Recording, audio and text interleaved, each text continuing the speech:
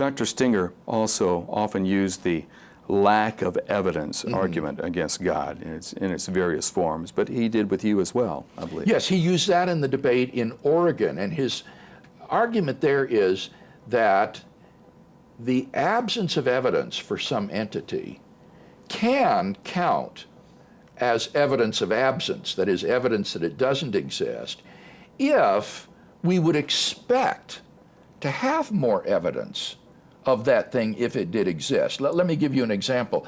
The absence of any evidence for a planet between Venus and the Earth is pretty good evidence that there is no such planet. Why?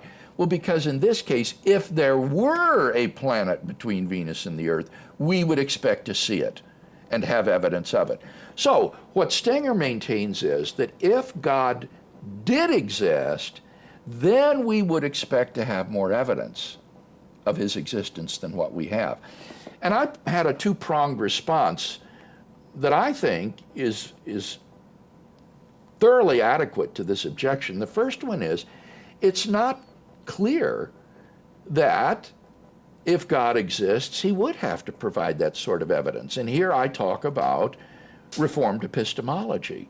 It could well be the case that God would provide a kind of inner testimony to people apart from the evidence that would lead them to himself if their hearts are open rather than closed and hostile to him, so that those who approach God with a spirit of humility and openness will come to a knowledge of God through this interior way. That's a possibility. But secondly, what Stenger and those who press this objection assume is that there aren't any good arguments for God's existence.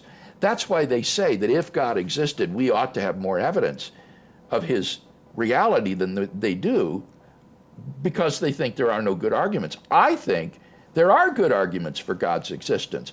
So that to say that if God existed, he would provide more evidence of his existence is to say that if God existed, he would provide more evidence than the origin of the universe out of nothing at some time in the finite past, than the incomprehensible fine-tuning of the universe for intelligent life, more evidence than the existence of a realm of objective moral values and duties in the world, more evidence than raising Jesus of Nazareth from the dead in attestation of his radical personal claims.